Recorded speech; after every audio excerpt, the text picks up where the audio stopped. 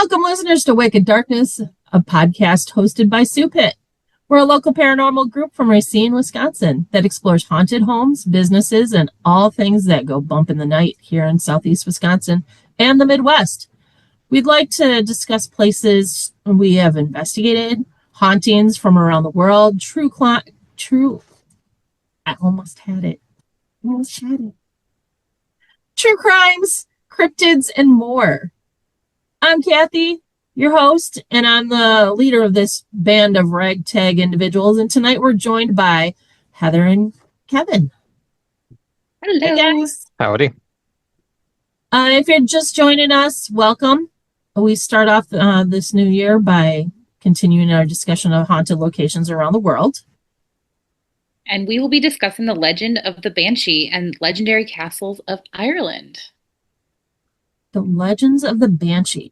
For those who are unfamiliar with who and what the Banshee is and why she's traditionally associated only in the five great families of Ireland, Kevin, can you explain this a little bit more for our listeners?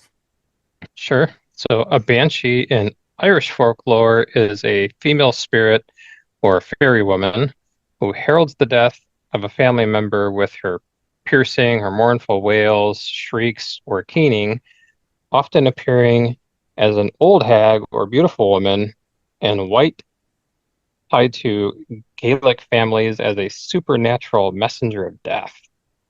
So somewhat like La Llorona or the Wailing Woman. She makes different vocalizations. She makes noises known as a goal, can range from a blood-curdling shriek to a soft, sad song, depending on the family's relationship with her. And she has an interesting appearance. Her descriptions vary, but often include an old woman with long gray hair and a hooded cloak, or a beautiful young woman with golden hair and white. And some other forms and other traditions that she's known as is Little Washerwoman. I think this might be a Gaelic thing, but Bean Neig, hard to figure out how to pronounce this. Washing the bloodied clothes of those about to die. That doesn't seem creepy at all, does it? No, not at all. Super helpful, honestly. And who's these great five families of Ireland? Well, it wouldn't be Irish if it didn't have an O in front of it. So you've got the five great families are the O'Neills, the O'Briens, the O'Connors, the O'Grady's, and the one sort of that probably feels left out is the Kavanaghs. They don't have an O in front of them. But while they are powerful dynasties, like the O'Neills, O'Connors, O'Briens, and the McMurrows, they dominated regions and claimed high kingships. Other major families included the O'Donnells, the Fitzgeralds, the Butlers, the Burkes, and the McCarthy clan, shaping Ireland's history and landscape through centuries of power and intermarriage, which isn't completely uncommon in Europe, especially in the monarchy. There's a lot of interfamily marrying, kind of bizarre, but it is what it is. These families, both Gaelic and Norman, established castles and territories, forming the backbone of Irish power structures for centuries. And the reason for the specific association is often debated, but it is generally linked to the idea that these families were of the pure Milesian stock, or ancient Irish royalty nobility, for whom a fairy would lament. Have you heard of any of these people, like these families? You've been to Ireland before. You know, a lot of these names are super common. And, you know, I'm not familiar with, these particular noble families, but, these are all pretty common names. Okay. How do they actually practice the keening at the funerals, influenced by the terrifying supernatural images of the Banshee we have today. So keening is a traditional loud wailing, lamenting for the dead. It's originating from Gaelic Celtic salt culture. Oh my gosh, say that 10 times fast. Originating from Gaelic Celtic culture, where skilled women would improvise cries, songs, rhythmic sounds at wakes and funerals to express grief and to help guide the soul. It's a deep emotional vocalization, distinct from simple crying, involving improvisation, vocables, which is repeated sounds, and sometimes chanting, creating a shared, powerful expression of loss. The practice comes from the Irish word kina, which means to cry or to weep, often associated with a private mourning turned public. And there are often some accounts where women would be paid to keen at funerals. It is often seen as a way to keep the memory of those who have died alive. Every time we talk about the Banshee, all I keep thinking of is Darby O'Gill and the Little People. There's a scene in that movie. It's an older movie, and they have the Banshee. And I just have the guy in it that's his name is Darby O'Gill, and he's just like, "It's the Banshee." It's all every time you guys are saying Banshee, that's all that I keep thinking of. The Banshee. If you haven't seen that movie, it's a great movie. My kids watch it around St. Patty's Day time. But well, let's go on. In the modern paranormal reports, does the Banshee still appear as a woman combing her hair, or has the sightings evolved over time? Heather, do you know anything about that?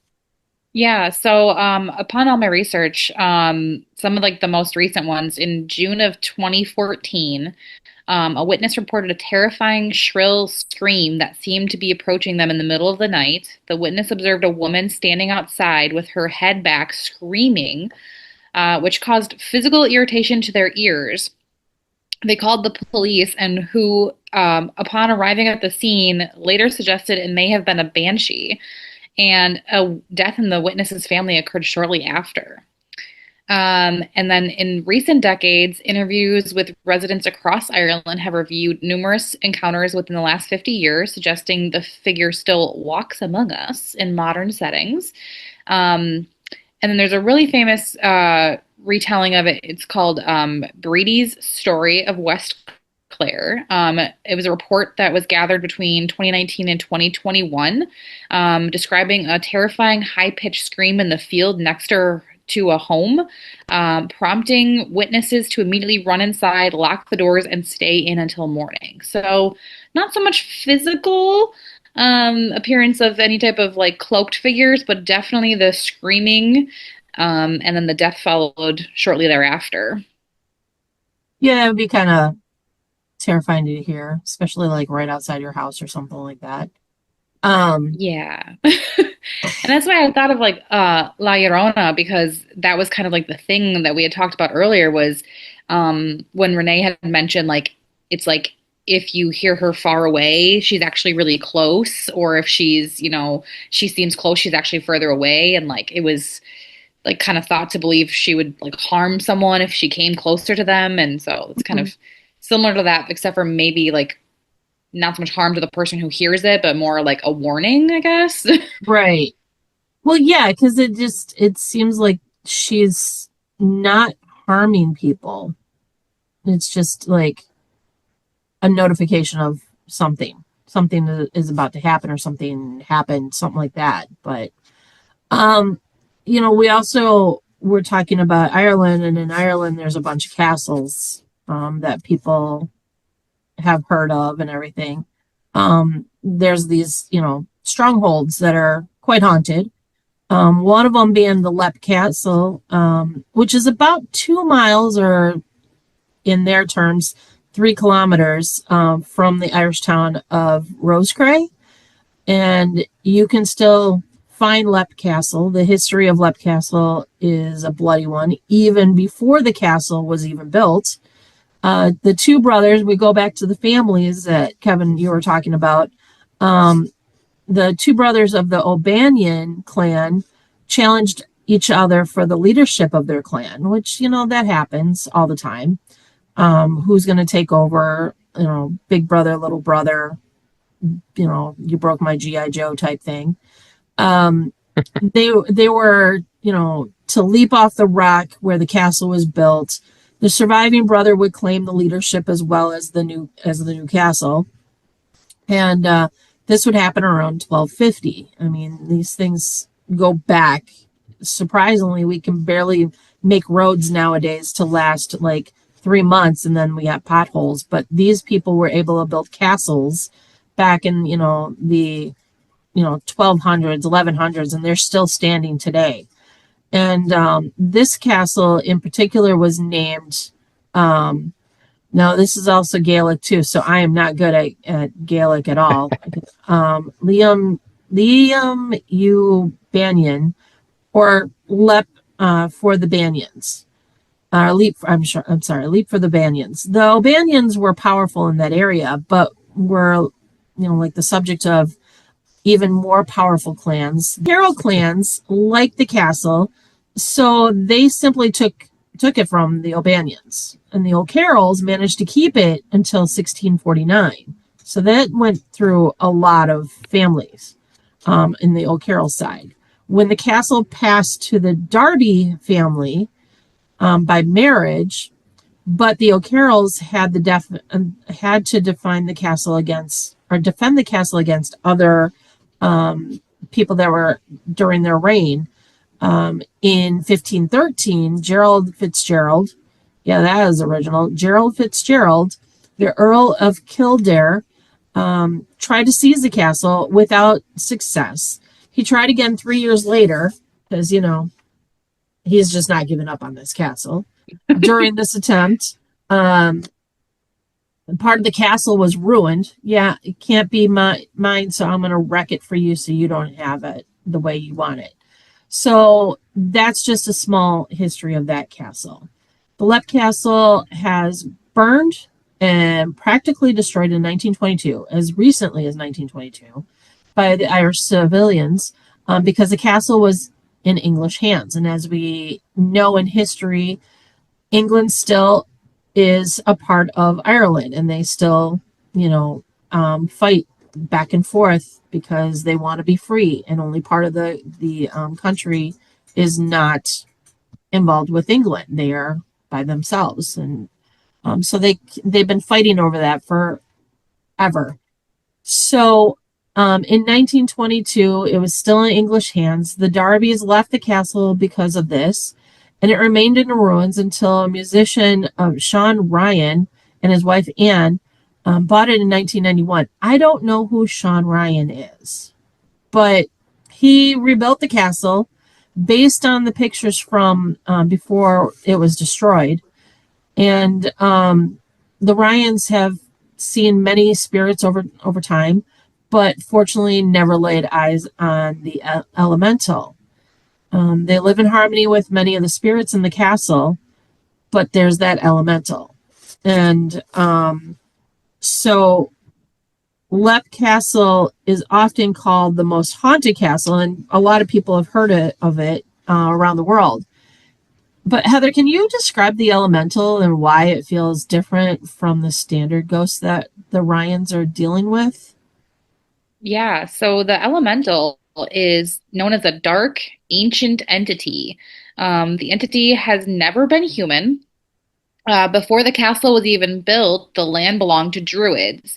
And the land was very fertile, so it was of great importance. The druids might have called upon the elemental for protection, for their sacred land. Others say that Gerald Fitzgerald called upon the elemental to curse the O'Carrolls. The elemental has powers to destroy the castle from within. The castle was partly demolished at Fitzgerald's second attempt, and the elemental has said it doesn't show itself unless it's challenged. It was last seen in 2006 by Mildred Darby, who lived from 1867 to 1932, which I don't understand that. Yeah, I Don't mean, quote is me on she that the one. spirit that's talking then? Right. Oh, sorry. It was last seen in 2006. Mildred Darby did live from 1867 to 1932. She also claimed to have seen the elemental, but she was also said to have performed black magic. So that didn't bode well for the whole I've seen the elemental thing. Yeah, Also, I was thinking of like when you were talking about these brothers jumping off of this rock, and basically anybody who, like, if they survived, they get the castle. And right, I wonder if that kind of ties into modern times when you tell people, your kids especially, like, oh, if so and so jumps off a bridge, would you do it too? right. And if Scott was here right now, he'd be like, yes, yes, I would, because that's exactly what he did. He jumped off of the bridge or the pier and into the water. So, yeah, he would be that brother to try to leap off the rock Now to he wins the save. pier. Yeah, his was the pier. He's fine. He knows how to swim. But yeah, it's the same thing. Like they would always fight back and forth. I mean, we were watching a movie, we were watching Robin Hood, the Disney movie. Same thing.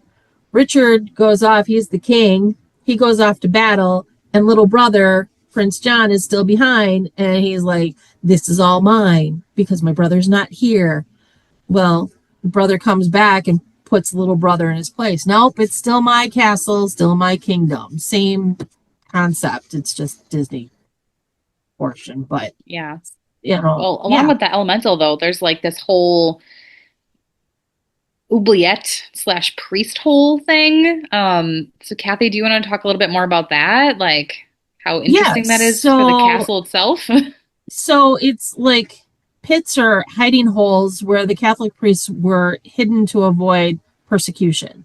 So Lep Castle has an oubliette that is a notorious hiding dungeon where the rival O'Carroll brothers impaled enemies on wooden spikes below a trap door.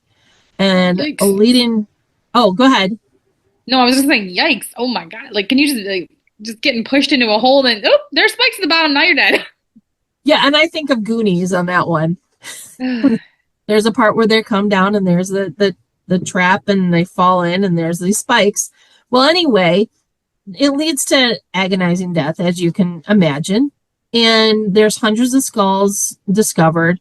Legend says that the spirits of these victims and the malevolent elemental haunts the castle, manifesting as a disembodied voice. And I was wondering what the elemental would actually like do or look like. So what it does, it has disembodied voices, cold spots, and overwhelming feeling of dread, especially in the bloody chapel area where the priest slash brother was murdered.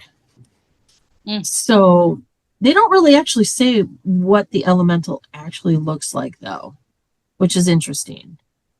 Um, but you know, maybe we'll find out. I don't know. We'll see.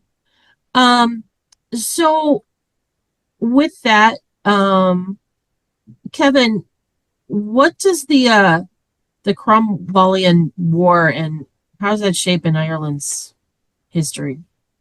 They got a rich history. Yes. So the Cromwellian invasion refers to a brutal conquest of Ireland, dating back to 1649 to 1653 by Oliver Cromwell's English parliamentarian New Model Army.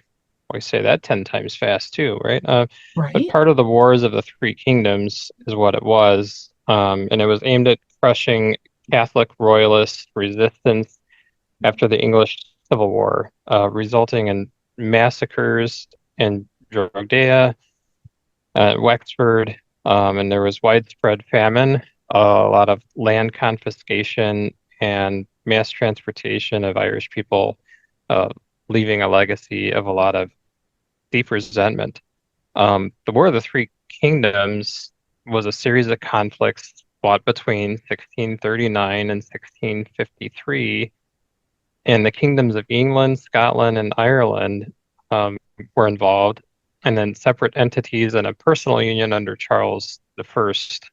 Um, they include the 1639 to 1640 Bishops' War, the First and Second English Civil Wars, the Irish Confederate Wars, the Cromwellian conquest of Ireland, and the Anglo-Scottish War of 1650 to 1652.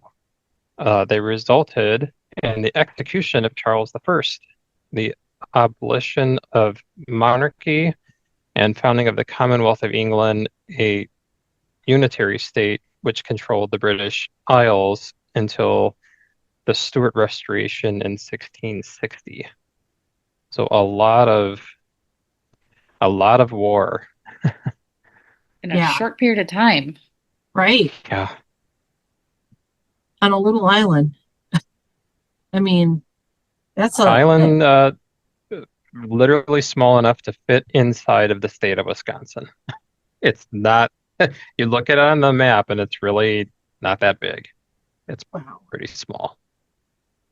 But why Ireland? I mean, is it the landscape? Is it the bloody history of the Cromwellian invasions, or the Celtic belief of the thin places where the veil between the worlds is it's at its weakest? Hmm.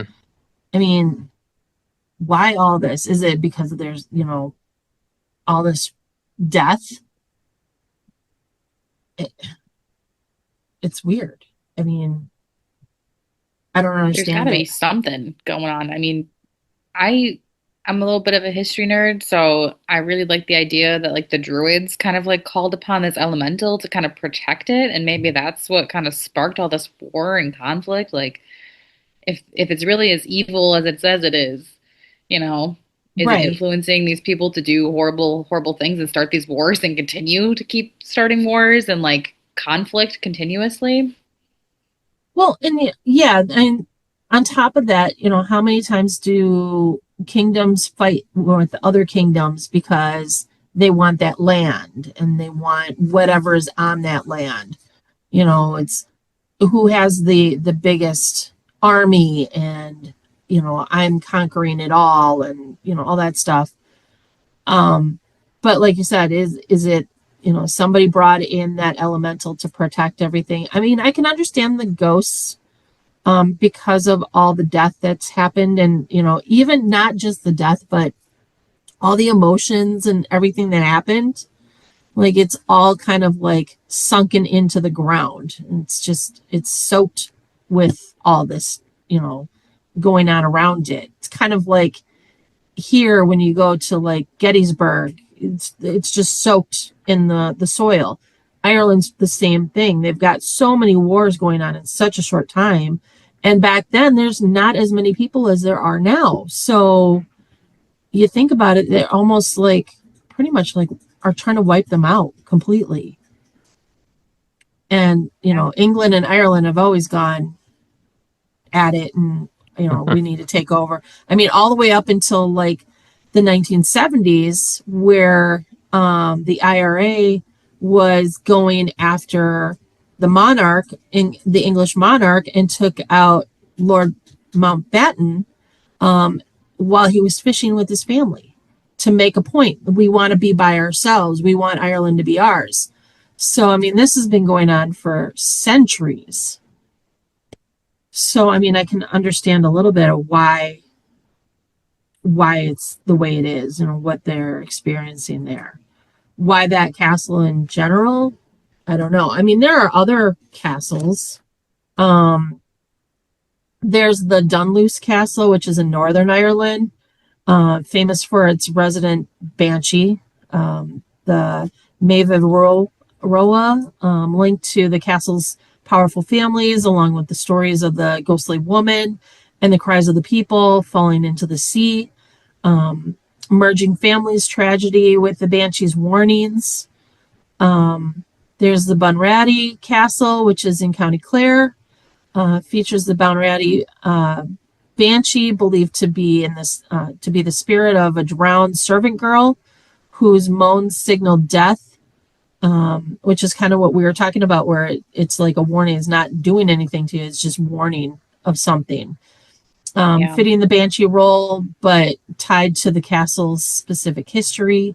Then there's the Ducat Grove, which is in County Carlow, where more it's while it's more of a house, its legend continues with involving a cursed family and the Banshee that haunts the towers, where the curse is brought ruin and the Banshee's cries are heard.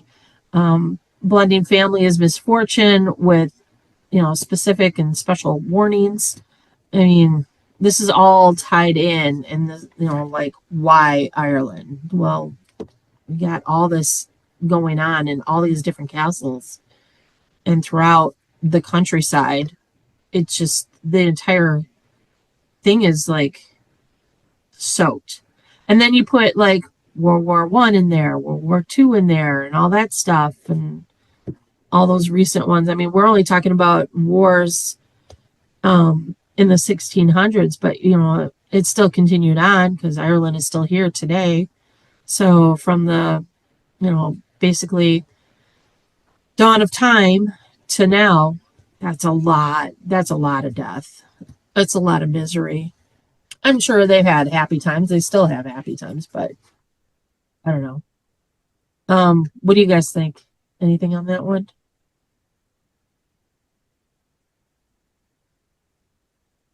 Go back to Ireland.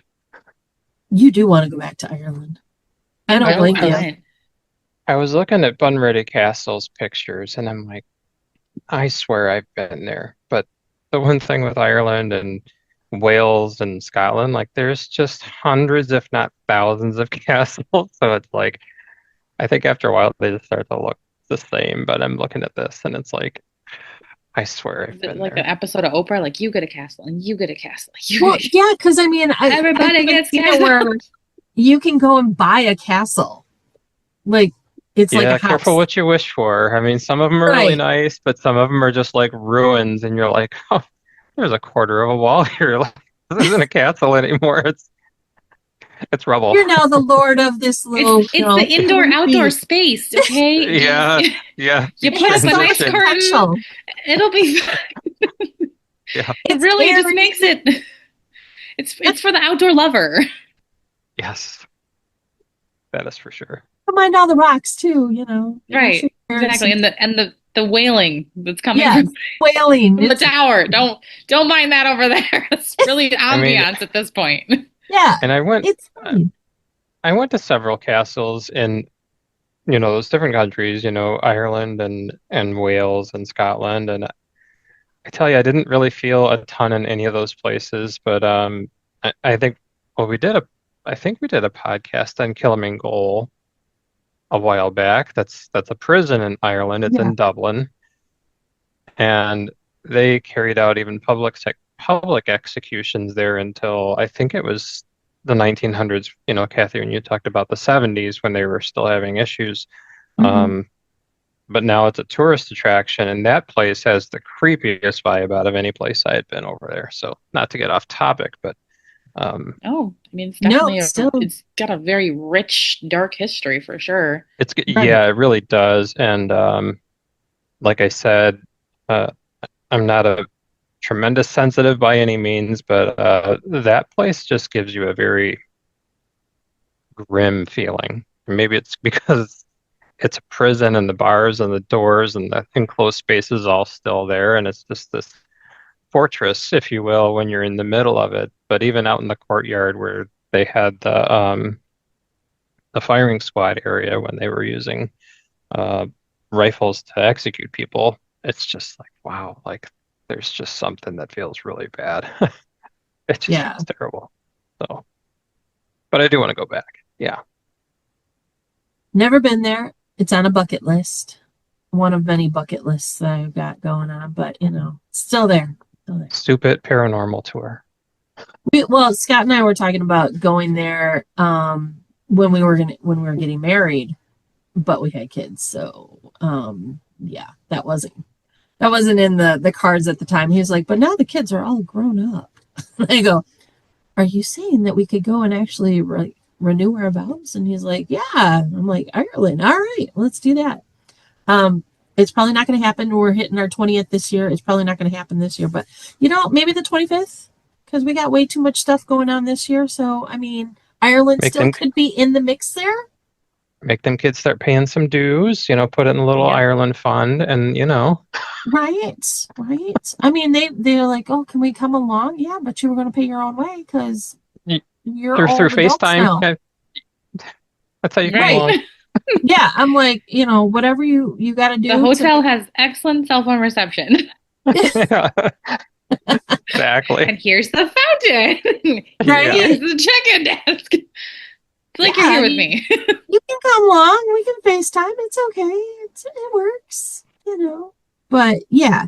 Um, any final words, Heather?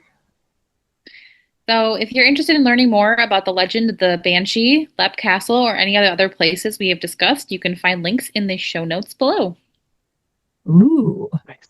So, whether the Banshee is a guardian of old lineages or harboring of doom, her cries remind us of, that of Ireland. The past is never truly dead, as we know as investigators. It's lives in the stones of Lep Castle and the winds of the Atlantic coast. So I mean, you just never know when you're close to the water. Kind of listen along, you might hear it like echoing across the waves. If you ever go to Ireland, try to look up the Lep Castle and see what it's about. Um, and yeah, stones. They've got stones aplenty in Ireland. Just don't bring them home because you never know what's attached to it. Yes, Leave leave it it where where it you found it. lays. Hmm. Yep, leave it where it lays. Because people have done that in the past, even here in the United States, and then they sent them back to wherever it came from because all the bad juju came with it. So they're hoping Not that worth it. things would go better. Hmm. So yeah, Yeah. go places, visit them, but don't take the stuff with because you just never know what's going to happen. With that, I'd like to thank you guys, Heather, Kevin, for joining me tonight. I know it's been a while since we've gotten together and done this, but thank you guys for sticking with it. Um, it's been a journey this year already for us, but you know it's going to continue on. It's new year, new us. So, I mean, for those that have not followed us, please follow us. We're on Facebook, we're on Instagram, we're on YouTube, our website too. Always look up either Supit, which is SEWPIT. Yes, I know it's not spelt the way it sounds. Otherwise, it's Southeast Wisconsin Paranormal Investigation Team. And we are also doing our podcast, Wicked Darkness. And we have a couple things coming up soon. What did we say? In March, we're going to be in Wauwatosa. And you can find this information out on our social media. We're going to be putting that out. And that one is with Healing. I don't want to say it wrong. Healing Hands, I believe. Please tell me I'm saying this correctly. I'm not sure offhand. I'm just double checking what I'm talking about. Don't mind me. So the one in Wauwatosa is, yep. This is why we can edit things. Heart I'm and gonna go Soul back. Community. There we go. So we'll be at Wauwatosa on March 21st at, what was it, Heather? Heart and Soul Community at 12:15 p.m. You do Yes, have to buy tickets. you do. It's not one that you can just go to. It's not it's open to the public, but you have to pay to get into it. And then we're going to also be on another podcast, somebody else's podcast. And I don't know when he's going to release it, but it's going to be in April. I don't know if it's going to be live or not offhand. But yeah, we'll be doing that, joining Ryan Pfister and on his podcast. And we are going to be opening it up in February, which is in like a couple of weeks, which is crazy to think of that January went that quick. But we're going to be opening up for our application process for new team members to join us. So if you're interested in becoming a member and you live in the Southeast Wisconsin area, we are based out of Racine, Wisconsin. So go to our Facebook page, send us your email via personal message, or you can just email us at supit@gmail.com and we will send you an application. But we will be doing that fairly quickly in February. And as soon as we get your application, we'll let you know when we're going to do the interviews. So that's exciting. We've got more things coming up.